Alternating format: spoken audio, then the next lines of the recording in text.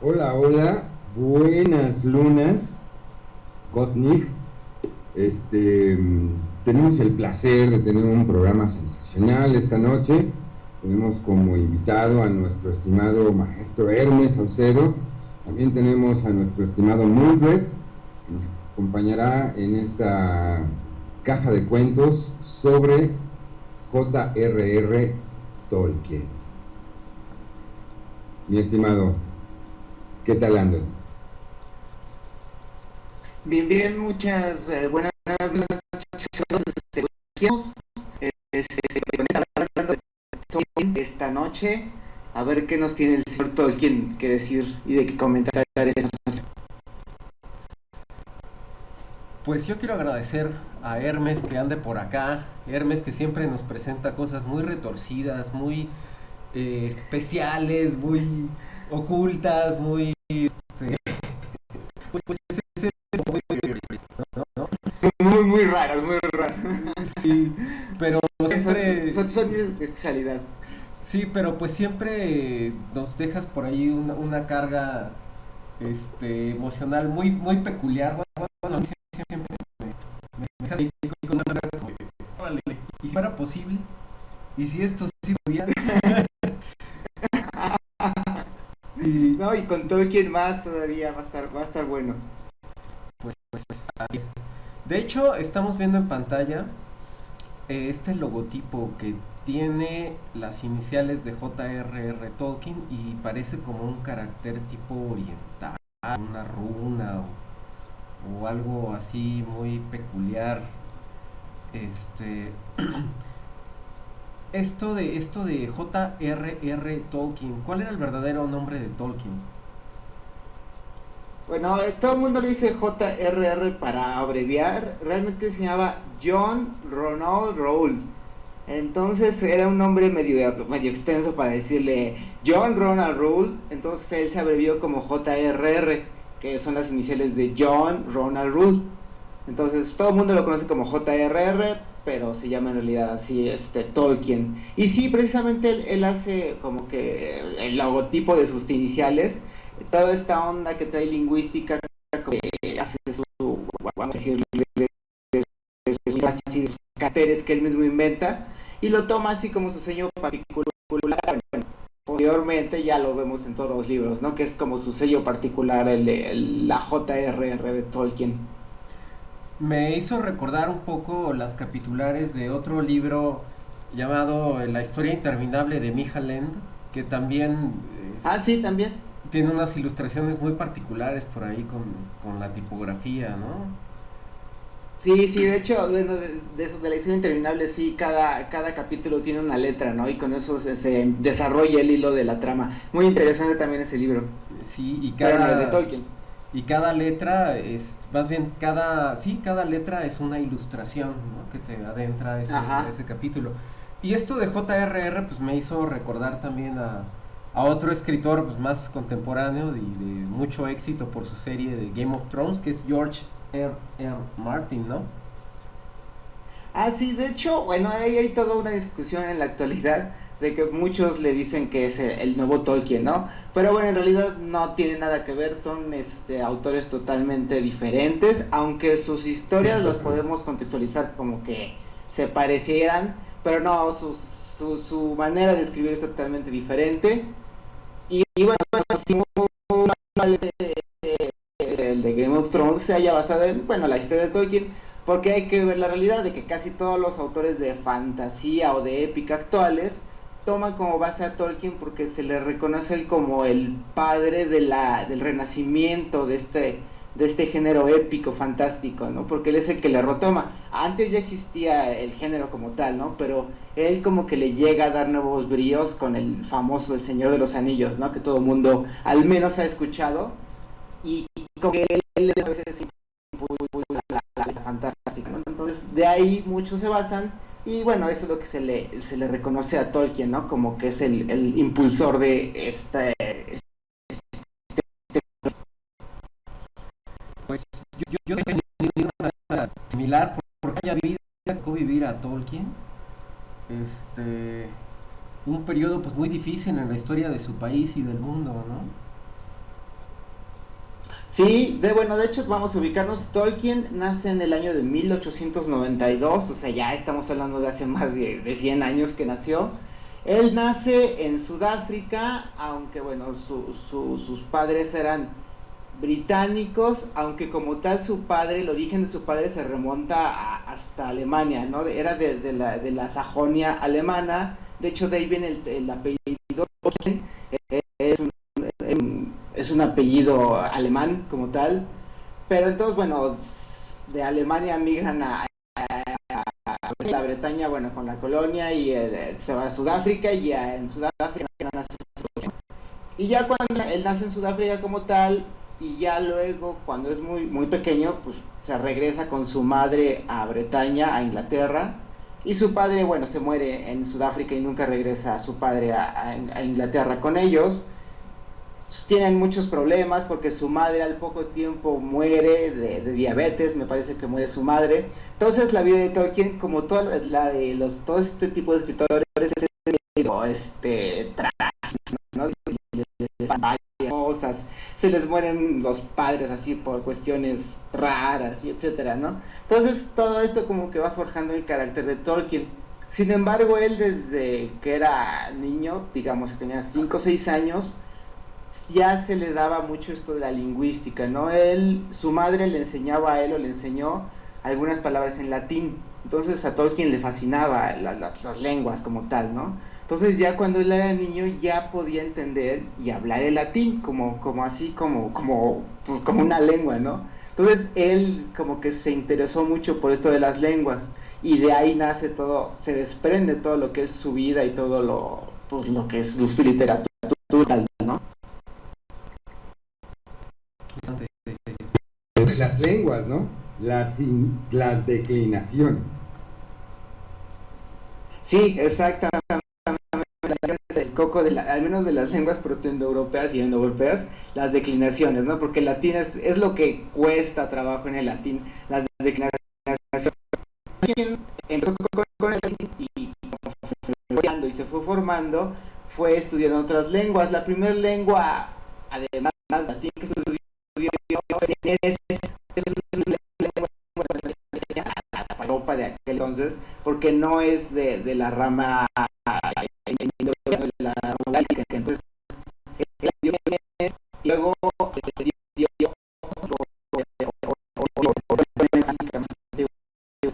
a partir de ahí le gustó el asunto y estudió anglosajón, el nórdico antiguo y bla bla bla, ¿no? De hecho, él termina dando clases en la Universidad de Oxford, en la cátedra precisamente de anglosajón. Él era profesor de anglosajón en Oxford y ahí se mantuvo mucho tiempo, y ahí es donde precisamente como que consolida todas sus obras literarias con todo este cúmulo que traía, ¿no? de lenguas. Tolkien lo que tiene es que era un lingüista, y él le gustaba inventar sus lenguas también, aparte de las que estudiaba, él se inventaba sus lenguas, ¿no? Y después de tiempo se le ocurrió, dice, bueno, pues voy a hacer una historia para usar mis lenguas que me invento, ¿no? Y de ahí salió todo lo que es su producción literaria, realmente como una necesidad para utilizar las lenguas que le había inventado, ¿no? Entonces así fue como nace las leyendas de Tolkien. De todo, ¿no? Militar. De todo, y hasta soldado, porque estuvo en la guerra, en la Primera Guerra Mundial estuvo ahí, Tolkien.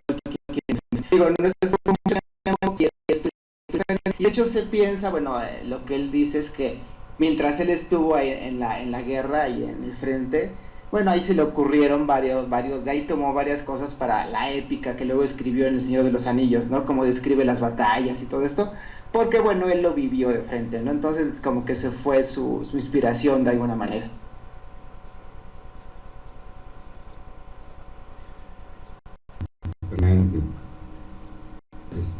Si quieres, vámonos con la carta astral que tienes preparada, Raes, del señor Tolkien. Muy bien. ¿Cómo andaban las cosas ahí? Como muy bien refería nuestro estimado Hermes, nació en 1892, 1800, todo lo que tenga como primera cifra el 18, pues es de conflicto material.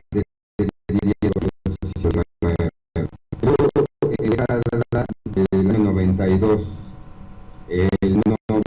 el 9 representa el conflicto, gobernando a los factores lunares, la intuición, los sueños, los anhelos. Nació un día 3, por lo tanto, tiene que ver, está bajo bajo el cobijo de Júpiter, ¿no? Tiene que ver con el entendimiento de los factores idiosincráticos y con forjar, tiene que ver con todo tipo de trinidades, ¿me explico? Y si vemos sus trazos, pues es impresionante.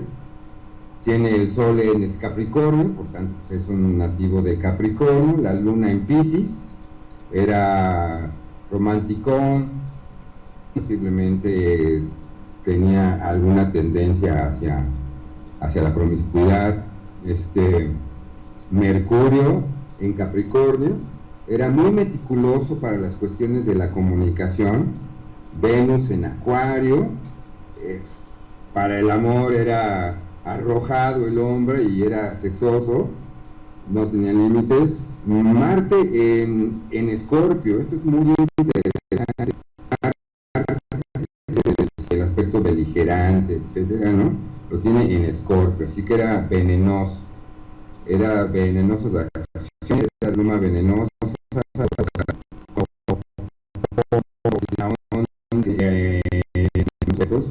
Júpiter, quien lo rige, pues lo tiene también en Piscis, ¿no? Arriba los placeres.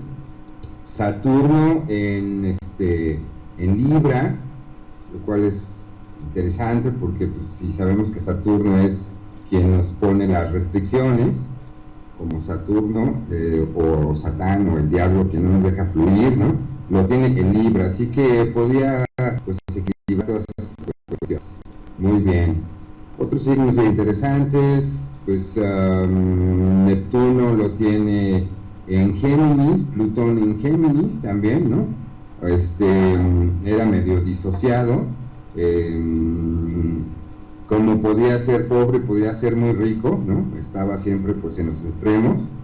Su cabeza del dragón y su cola del dragón está en Escorpio, o sea, su cabeza, que sería el nodo lunar norte, tiene cabeza de toro.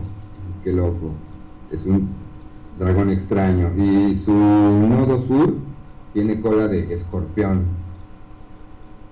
Ese es su ser, pues Lilith lo tiene en Libra, fortuna en Libra y el infortunio mismo en Libra. O sea, todo lo que era su fortuna era su propio infortunio.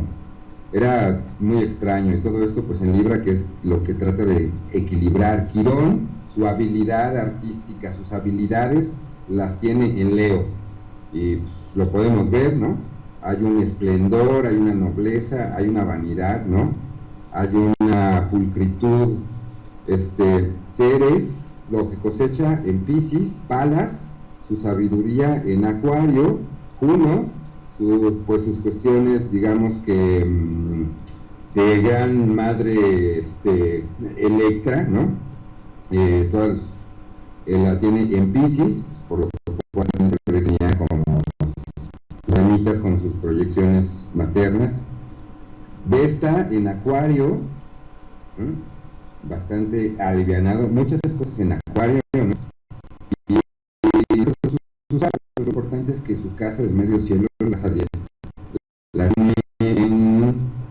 la tenía en, ya para pues, acabar, en Géminis, por lo tanto era muy disociado. En la casa 1, su ascendente también, muy escrupuloso, su casa 2 en Libra, ¿no? Podía compensar muy bien sus cuestiones concretas con sus cuestiones. Su casa 3 es muy incisivo. Su casa 4 de la materialidad en Sagitario, era muy acertero y era muy asertivo. Su casa 5 tenía una capacidad de comunicación impresionante por una regencia de Capricornio, en fin. Como verán, pues tiene aspectos muy claros, ¿no? Que lo perfilan como este personaje tan singular que presentamos esta noche, mis estimados. ¿Qué opinan? Pues una carta tan retorcida como las historias. Todo era extraño. Retorcido. ¿Sabes qué me llamó la atención? Es esto de que su fortuna era su infortunio. Qué cosa tan particular. Sí, pero como tiene muchos aspectos en Scorpio, pues su infortunio puede como ser de lo negativo a lo negativo, pues se vuelve positivo, ¿no? Entonces, todo lo que vivía como una desgracia podría transformarlo y hacer una minita de oro.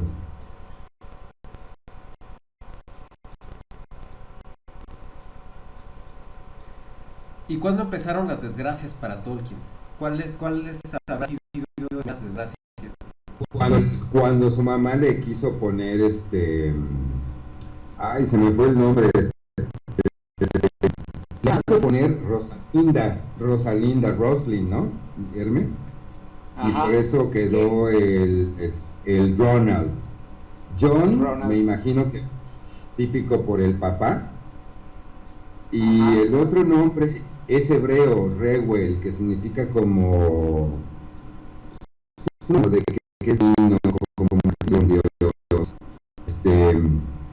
como salió con la suya la mamá, ¿no? Y Tolkien, corrígeme, mi estimado, viene de Tolkien, ¿no? Como de temerario. En alemán significa temerario, pero a lo bestia, aventado, así arrojado, incluso cae en lo tonto, ¿no? O sea, soy tonto, pero lo hago. Eso algo así significa el tonto, pero seguro. Arrojado. Tonto, pero seguro, exactamente, es lo que significa como tal el nombre. Pero se escucha como talk de conversación, ¿no? De conversador. Sí, tiene una etimología medio chistosa porque creo que es de la Sajonia continental, entonces está medio raro el apellido, pero bueno, es lo que se tiene eso significa. Pues bueno, sí, ahí ya empezaron las cosas extrañas. Sí, está extraño el asunto. Ahora que mencionas esto de la madre, que si esperaba que se fuera una niña y ponerle Roslin, me acordé también de Oscar Wilde, ¿no? Que mamá estaba esperando una hija y de hecho pues vistió a Oscar Wilde hasta los 11 años como una niña. Cosa que era pues muy tradicional en aquellos años, ¿no? Es decir, no había el concepto joven o el concepto niño o niña. Eran adultos chiquitos, ¿no? Entonces el tema de la vestimenta pues no hacía un gran diferenciador entre sexos, ¿no?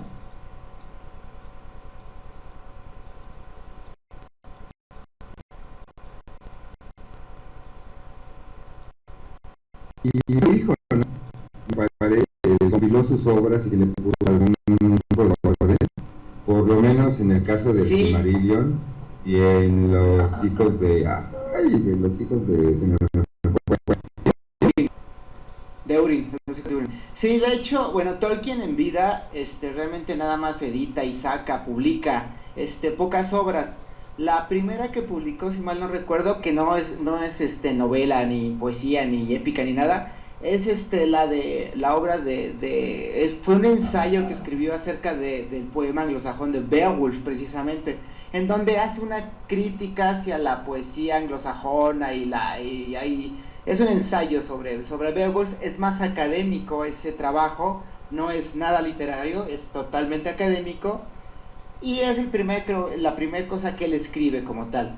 Ya posteriormente a ello, ya publicaría lo que es El Hobbit, que fue su primera obra que publicó. No a lo mejor la que escribió, pero sí la que publicó, y la publicó él en vida, ¿no? El Hobbit como tal. Y a continuación publicaría, bueno, lo que es El Señor de los Anillos, ¿no? Que son estos 3 libros que es por lo que es más conocido, como que es su obra maestra, Los Anillos. Y ya en vida es lo único que él publica. Ya posteriormente, cuando se muere, su hijo Christopher se dedica a recopilar todos los manuscritos que ahí tenía su padre. Pues ahí los tenía porque era muy ordenado, eso sí, en todo lo que hacía. y los escritos los había dejado ahí. Entonces Christopher a lo que se dedica precisamente es a recopilarlos, a darles como que un orden y empezar a publicarlos como otras obras. La primera fue la del Silmarillion como tal, que realmente si se lee el Silmarillion se nota luego que no tiene una continuidad como tal, ¿no? O sea, son historias así como que aisladas y lo que hace Christopher es darle continuidad o compilarlas de alguna manera, ¿no? Pero realmente son historias sueltas sobre la Tierra Media antes del Señor de los Anillos, mucho antes. Porque es bien complicado de leer, pero complicadísimo, porque te menciona la genealogía desde Ilúvatar, no sé qué crean y bla bla bla. Entonces es como leer la Biblia pero a lo Tolkien, ¿no? Porque tienes que miles de nombres y este era el hijo de no sé quién y el hijo de no sé quién que hizo no sé qué y así te la pasas. Entonces el Silmarillion sí es un poco pesado de leer. Digo, si lo comparas con el Hobbit o con el Señor de los Anillos, que sí tiene una secuencia lógica y una historia, un hilo narrativo, ¿no? El Silmarillion es una compilación realmente de historias, ¿no? Y a partir de ahí han salido muchas publicaciones ya póstumas, ya recopiladas por Christopher, que por ejemplo los hijos de Urim, no me acuerdo, los trabajos que hace Tolkien, como la leyenda de Sigurd, la hace Tolkien a su manera, él la pone a su manera. También la caída del rey Arturo, hace poco creo que salió.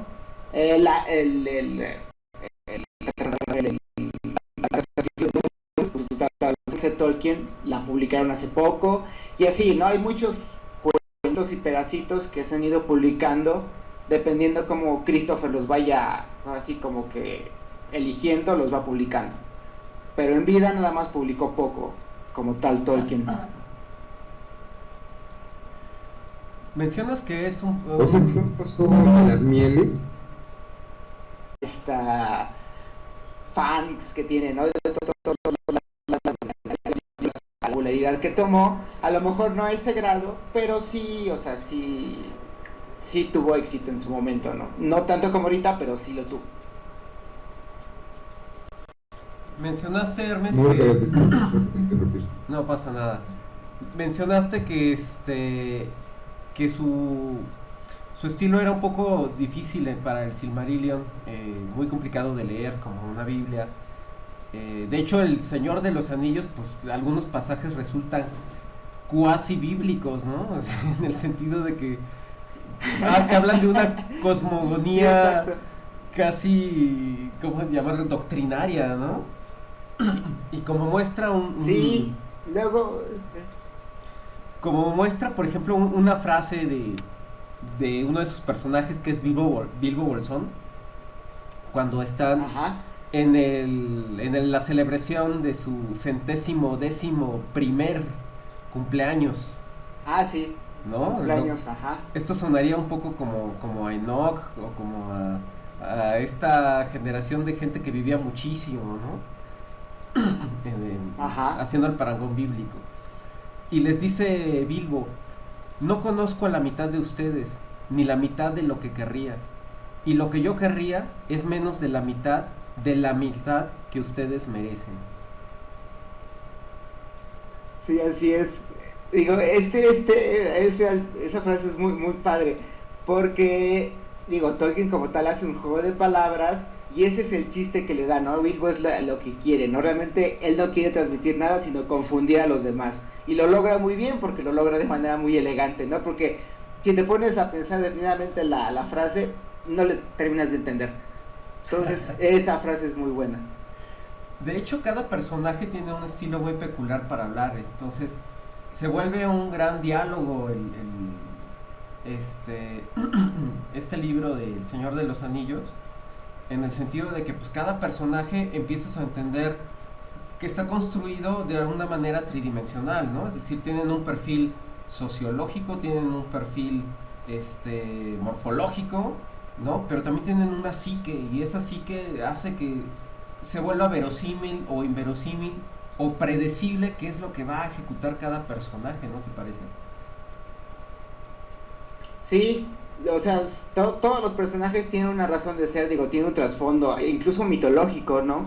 muchos de los personajes de Tolkien realmente es la retoma de las mitologías germánicas, pero les da a él su nueva, como que, como tú lo dices, una para, bueno, ¿no? Sí, lógica, pero pues al final es un libro de ficción, ¿no? Y él los toma y los crea de una manera totalmente diferente y muy interesante, que es lo bueno. Y estamos hablando de personajes, no nada más de uno, ¿no? Hay un montón en todo el libro, ¿no?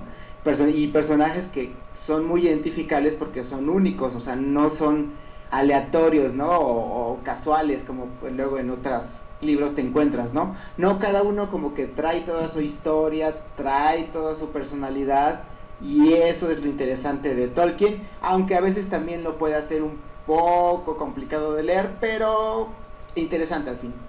Y también con un sentido muy british, ¿no? Muy... en esta frase de Bilbo, por ejemplo. Y, por ejemplo, aquí tengo otra. Dice, ni toda la gente errante anda perdida. A las raíces profundas no llega la escarcha. El viejo vigoroso jamás se marchita. Exactamente, ese poema, de hecho ese es un poema que si tú eres el Señor de los Anillos, tienes de dos: leer la narrativa, que es medio complicada, pero más o menos le sigues el hilo, y exactamente como tú ahorita lo que acabas de mencionar, llegas a los poemas o canciones que también pone, y son una maravilla porque son profundos y además tienen su rítmica clásica, que es la rítmica inglesa, que se remonta hasta el anglosajón, incluso es lo que él retoma, la poesía anglosajona, que alguna vez hicimos un programa de eso, y él esa poesía, esa métrica anglosajona la retoma en estos poemas que él presenta en El Señor de los Anillos, ¿no? Entonces, por ejemplo, el que acabas de decir, que es uno de los más conocidos, es una poesía totalmente que bien pudiera haber sido escrita durante el siglo VI, VII, ¿no? En Inglaterra de aquel entonces. Entonces, eso es lo que Tolkien tiene, ¿no? Retoma esas raíces germánicas y él las acomoda y las presenta tanto en poesía como en narrativa. Es por eso que su obra es tan interesante. Y fíjate que continúa con esto que mencionas. Esto me recuerda a lo que mencionaste cuando se tocó ese programa de poesía, este, eh, Anglosajona. anglosajona. Te iba a decir germana porque la imagen que me vino fue más germana. Continúa, de las cenizas. Es lo mismo. Ujú. Continúa, de las cenizas subirá un fuego y una luz asomará en las sombras. El descoronado será de nuevo rey. Forjarán otra vez la espada rota. Ese tipo de imágenes me trasladan más a un tema así como, pues, naturista, como muy entregado a los elementos, como muy, no solo épico, sino de esperanza, ¿no? Y una luz asomará a las sombras. Y como de la decadencia, ¿no? El descoronado será nuevo rey y se forjará otra vez la espada rota. Pues ahí viene la idea de este género épico, ¿no? Al que le va a dedicar este, buena parte de su literatura, pero también tiene ese saborcillo como celta, como no sé si ubicarlo o decir que es atemporal o que no tiene un lugar propio, ¿no? Sí, exacto. Es la parte muy interesante de Tolkien. Realmente la raíz como tal es germánica, bueno, ya sea anglosajona, nórdica, lo que sea, pero es esa épica germánica, pero a la vez, como lo dices, pues bueno, él vivía en Inglaterra, entonces tenía varias influencias como tal, y sí, la parte celta, la parte romana incluso, ¿no? Todo lo mezcla ahí. Podemos pensar en la esperanza del rey, ¿no? Nos remontamos al poema de Beowulf, o incluso las historias del rey Arturo, ¿no? Como todo él de eso como que lo mezcla y hace su propia historia. Entonces sí es... Y además, Y no algo, solamente germánica, ¿no? Porque también vemos, aparte de aquí podría dar un pequeño paréntesis, porque por muy british que nos pueda parecer Tolkien, tenía una cualidad que pues lo hacía más peculiar.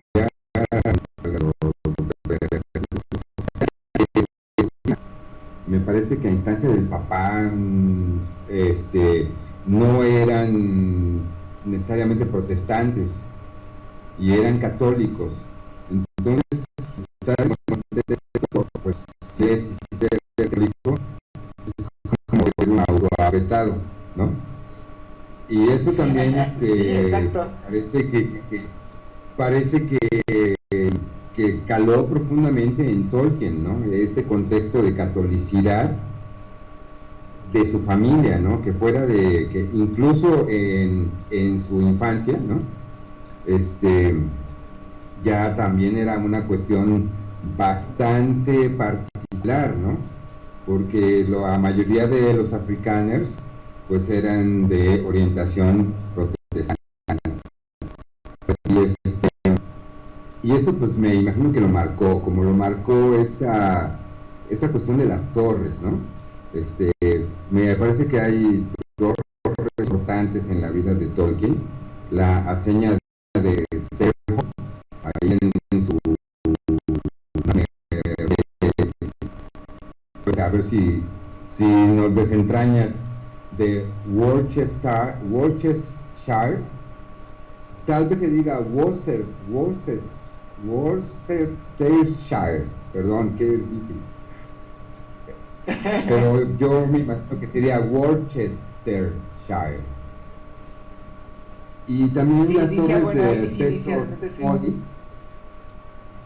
las torres de Petros Folly en Edgbaston Waterworks, que son prácticamente pues, el ejemplo, ¿no? De las torres que aparece en las dos torres. Sí, sí, así ¿Qué es. es lo que Digo, significaría Worcestershire? como se definía la comarca o al lugar, a la población, era una manera de decirlo. Y el Worch, que es pues podría ser la comarca del trabajo, o habría que ver bien cuál es la diferencia. Pero los nombres así vienen, y eso es lo que significan como tal, ¿no? Vienen desde el anglosajón y ya se pronuncian distinto, pero sí tienen su etimología. Y lo que decías precisamente de Tolkien, que él se vuelve católico, bueno, su mamá se vuelve católica cuando regresan a Inglaterra. Y eso sí también, bueno, lo marcó totalmente, ¿no? Porque pues, vivías en un país que es mayormente protestante y tú de repente te vuelves católico, sí es, pues sí es complicado, ¿no? De alguna manera. Y él siguió católico toda su vida, ¿no? Incluso sí, en esa parte era como que diferente Tolkien, ¿no? De hasta en eso. Algo muy curioso, Yo, eso para dividirse, ahorita retomando el tema de las psiques, en esta construcción discursiva donde cada personaje habla de determinada manera y todos de alguna forma traen cierta sabiduría, ¿no? Desde Bilbo, que te habla con la sabiduría que le da el tiempo, o otros personajes que hablan cada quien desde su trinchera, como la magia, o la guerra, o la parte estadista, cómo cada quien, cómo estructura también esa construcción mental, psicológica, social de cada personaje, que vienen a recrear pues prácticamente la historia del mundo, ¿no? Es decir, eh, en la literatura de Tolkien pues no es más que el reflejo de la época que a él le tocó vivir, pero resulta que esa época la puedes trasladar perfectamente a cualquier otra y pues va a ser la misma historia por los siglos de los siglos, ¿no? Exacto, así es. O sea, eso es una genialidad, ¿no? Construirte una Sí, historia sí. atemporal, o más bien, pues, de explicarlo, ¿no? O sea, la historia de su vida. respeta los códigos, digamos, de el guía, eh, etcétera, ¿no? Y los demás, o sea, y cómo se relacionan en esta, pues, aventura, ¿no? También está esta cuestión de aventura, en fin, ¿no? Entonces, hay muchos, no, muchos planos de muchas fuentes literarias.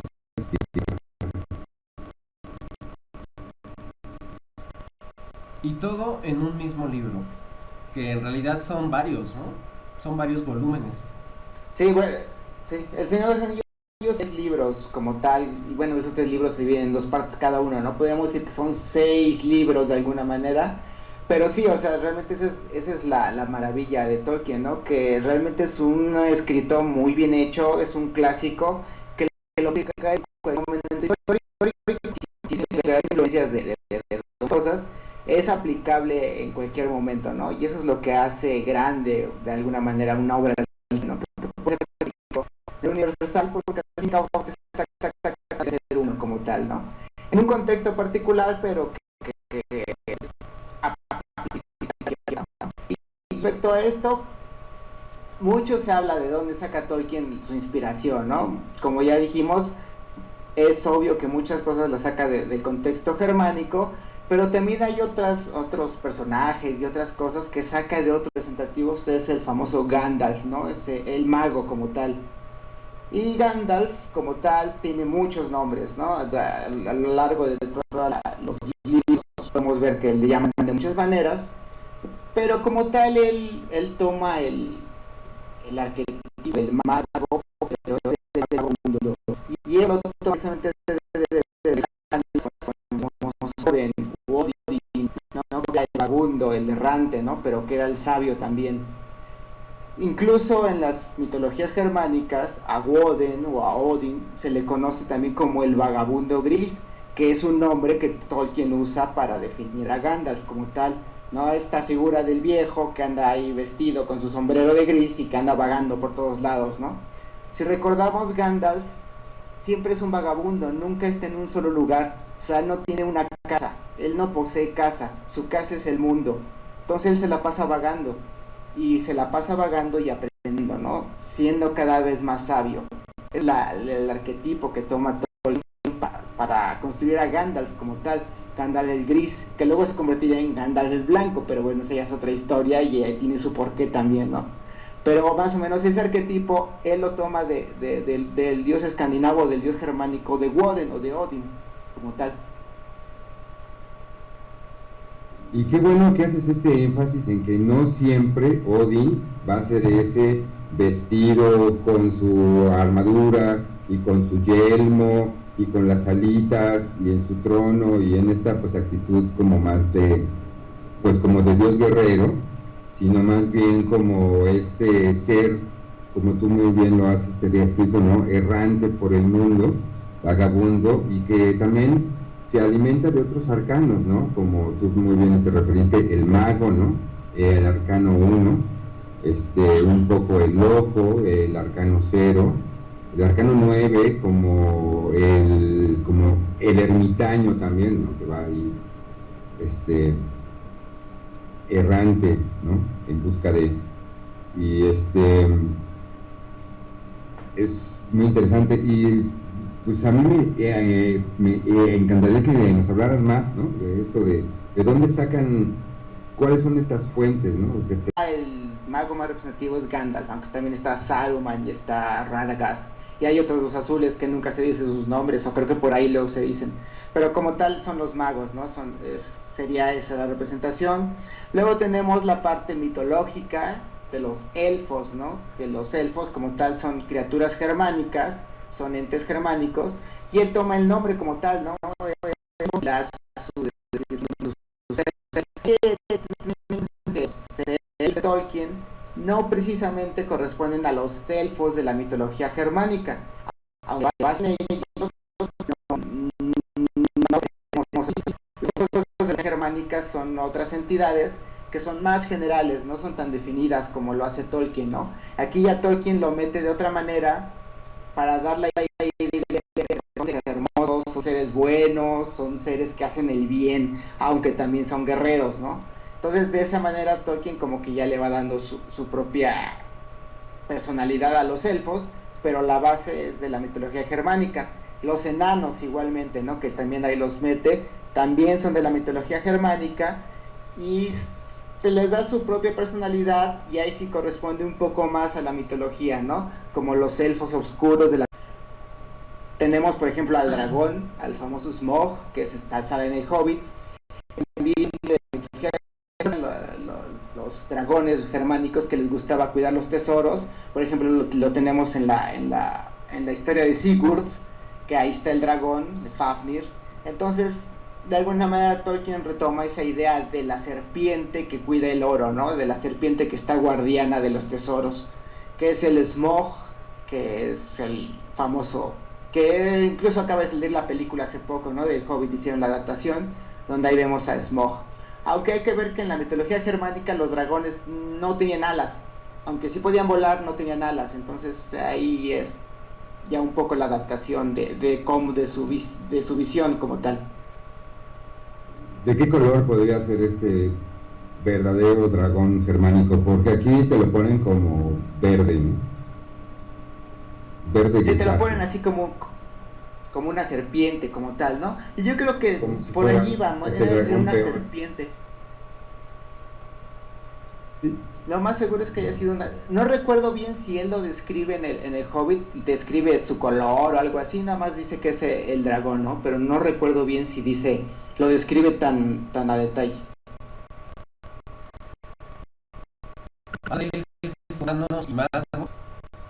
Una frase cortita de Elrond que dice: yo estaba ahí, Gandalf, hace 5000 años, el día en que los hombres nos fallaron. Una criatura reclamando a los humanos que siempre lo estropean todo.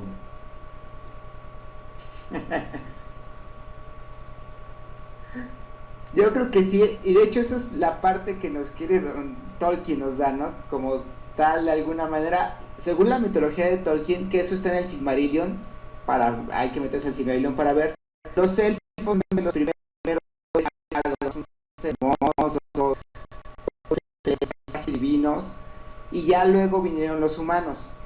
Entonces como que los humanos están en proceso de darse, ¿no?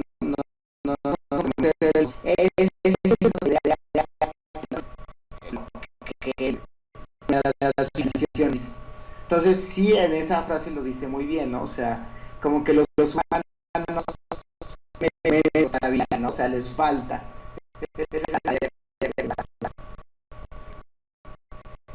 Es que tienen desactivados los codones.